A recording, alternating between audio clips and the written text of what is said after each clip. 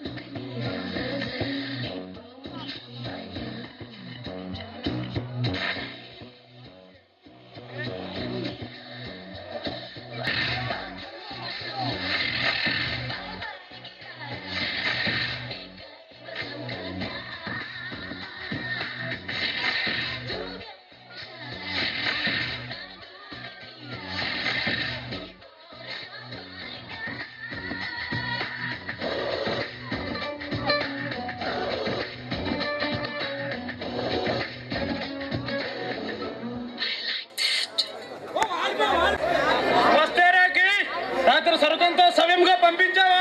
పంపించాను బాస్. హర్బారిలో కట్టుదిట్టమైన కాపలా ఉంది. మన సరుకని ఎవ్వరూ అనుమానించలేదు కదా? లేదు బాస్, చాలా రహస్యంగా వ్యవహారాన్ని నడిపించాను. దొంగ బంగారాన్ని సింగపూర్ పంపించాను. Very good. ఈ రోజు రాత్రికి 50 లక్షలు విలువ చేసే బంగారాన్ని హాంకాంగ్ పంపించాలి. అలాగే బాస్, కానీ వెంటనే పంపిస్తే అధికారులకు అనుమానం వస్తుందేమో. అనుమానం వచ్చినా వాళ్ళు మనల్ని ఏం చేయలేరా? మనం ఇచ్చే అధికారులు ఉన్నంత వరకు ఈ చీకటి సామ్రాజ్యానికి తిరిగే లేదు. రవీంద్ర అనే ఆఫీసర్తో కొంచెంగా ఇబ్బందిగా ఉంది బాస్. వాడి వివరాలు కనుక్కో. వీలైతే వాడిని డబ్బుతో కొనేద్దాం, లేదంటే వాడి కథ ముగించేద్దాం. వాడంత తేలిగ్గా లొంగేవాడు కాదు బాస్, మహాకాలాంతకుడు. కాలాంతకుడు అయితే కాలం చెందిపోతుంది. అంతేగాని మన పని కట్టు తగిలిన వాడు ఎవరైనా సరే అంతం కాక తప్పదు. ఎప్పటికే ఎస్పీకి మన మీద కోపంగా ఉంది బాస్. కోపంగా ఉన్నా వాడు మనల్ని ఏం చేయలేడురా. మనం తప్పు చేస్తున్నామని వాడికి తెలుసు, కానీ వాడి దగ్గర సాక్ష్యాధారాలు లేవు. మనం ఎస్ఐని చంపామని మన మీద పగబట్టాడు. ఎప్పటికైనా మనల్ని దెబ్బతీయాలని ప్లాన్లు వేస్తున్నాడు. రాజకీయంగా నాకు కావలసినంత పలుకుబడి ఉంది.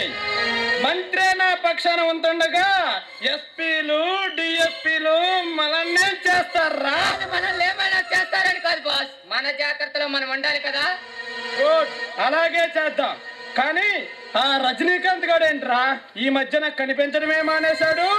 ఎప్పటికైనా జమీందార్ సురేంద్ర గారి ఆస్తి తనకే దక్కుతుందని ఆశగా ఎదురు చూస్తున్నాడు. వాడి ఆశ తీరడం అంత తేలిక కాదురా.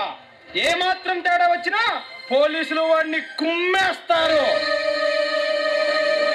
ఎంతకో ఈ రాత్రి బంగారాన్ని పంపించమంటారా లేక రవీంద్ర గారి సంగతి తేలేక పంపించమంటారా? అవసరం లేదు. ఇలాంటి పచ్చాకలకు భయపడితే ఈ వ్యాపారం ఎందుకురా చేయడం? 600 సరే ఈ రాత్రికి పని పూర్తి జరగాలి. ఓకే బాస్, నేను వెళ్ళి ఆ ఏర్పాట్లు చూస్తాను. వెంటనే వెళ్ళు, పని పూర్తి అవ్వాలి. Okay boss. ఏదైనా అర్జెంట్ పని ఉందా బాస్? అవును, ఒక్కడిని లేపేయాలి. ఎవడ బాస్ వాడు? వాడి వివరాలు చెప్పండి.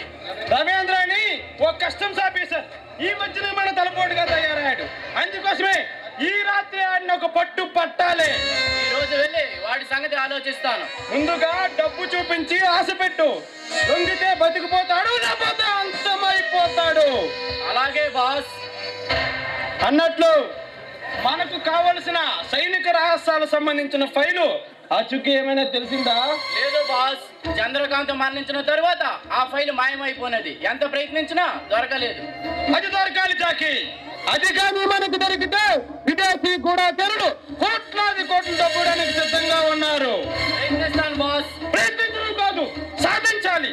అది కానీ మన చేతికి వస్తే మనకు డబ్బుకు డబ్బే కాకుండా విదేశాల్లో మన మైనింగ్ వ్యాపారం చాలా నిటారంగా జరుగుతుంది. చంద్రకాంత్ కొడుకు ధర్మతేజ రంగంలోకి దిగాడు బాస్. తన తండ్రిని చంపిన వారిపై ప్రతీకారం తీర్చుకునే ప్రయత్నంలో ఉన్నాడు. వాడి దృష్టి మన మీద పడలేదు కదా? లేదు బాస్, వాడి తండ్రి సురేంద్ర గారి బంగ్లాలో హత్య చేయబడ్డాడు కనుక వాడి దృష్టి అంతా సురేంద్ర గారి ఇంటిపైనే ఉన్నది.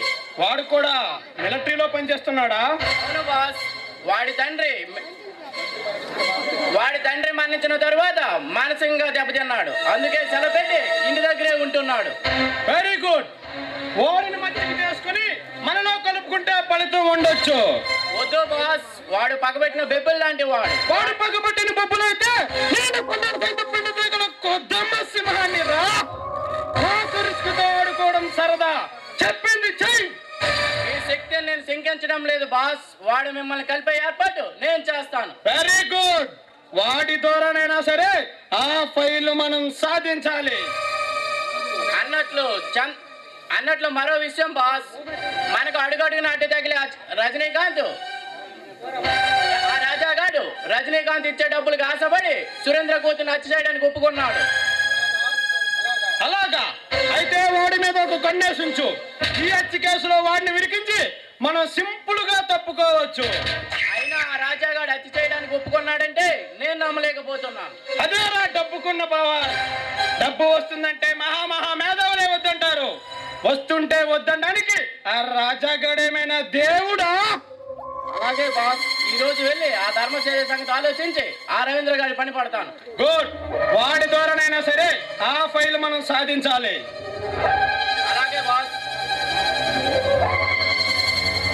చేస్తుందరా? అసలు నాకు ఒక సందేహం రా. నీకెప్పుడు సందేహాలే సవట పేనుగా. సందేహం లేని దేహం ఈ ప్రపంచం ఉన్నది కదరా. అదేదో త్వరగా చెప్పురా.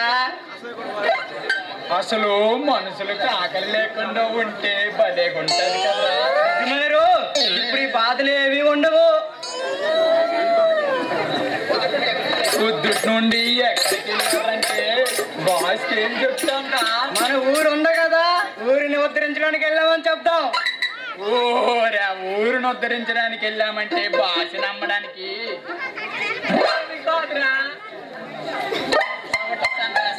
సన్నాసి గిన్నెస్ అనమాక. నా ప్రెస్టీజ్ దెబ్బతుందో 10 మందిలో. ఈ ముష్టి మొఖాన్ని కూడా ప్రెస్టేజ్ ఒకటి. ఇది మాది ఒక వంశం కానీ డైలాగ్ మార్చి చెప్తా విను. అది చాలా గొప్ప వంశం రా. మా వంశం గురించి చెప్పితే గుండాకి చస్తాం. వంశం గురించి మాకు తెలుసులా పోయి. పుచ్చంకాయలు అనుకున్నాన్ని నమ్ముకునే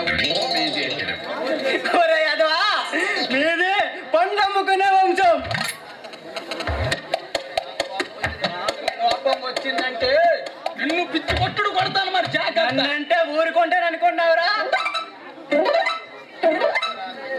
ఊరుకోపోతే ఊరు పోస్తారా ఎర్రి నాగన్నా. అంతకరము నాకేంట్రా. అంతగా చావాలనుకుంటే నువ్వే చావు. ఊరు నేను చచ్చిపోతే చాలా మంది దిగులు పడతారు.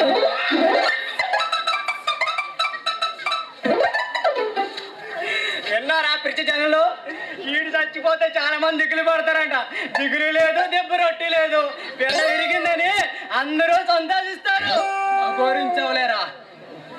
నేను చచ్చిపోతే నన్ను ప్రేమించిన వాళ్ళందరూ చాలా బాధపడతారు. అది కూడా తిండి నీళ్లు మానేసి ఇలాగుంటారా. ఎంతమందిని ప్రేమించారేంటి నాయనా? చెప్పాలంటే చాలా కష్టము. ఈ ఈదిలోన ఒక 10 మందికి ఈదిలా 22 మంది ఉంటారు అనుకుంటున్నాం. ఒరే బడాయి మాటలు చెప్పావంటే బండ బూతులు తిడతాను, జాగ్రత్త. ఓరు నాకు తిట్టడం వచ్చురు. నేను తిట్టానంటే నువ్వు చెవులు మూసుకుంటా. అయితే తిట్టుకుందాం రారా. ఆయన అక్కడ డైలాగ్స్ ఉన్నాయి, మీరు నాకు తిట్టుకోవడానికి ఇప్పుడు సమయం లేదురా.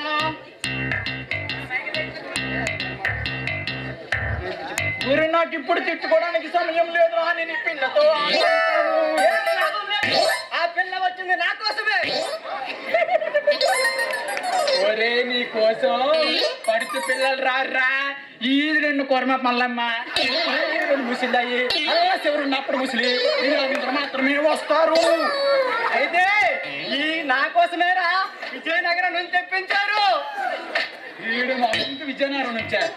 ఈ అమ్మాయి చూడు నా కోసం వచ్చింది. అదుకు చూసి నవ్వుతుంది చూడు. ఒరే పిచ్చోడా, ఈ అమ్మాయి వచ్చింది నా కోసమేరా. మన ఇద్దరి కోసమే వచ్చిందిరా.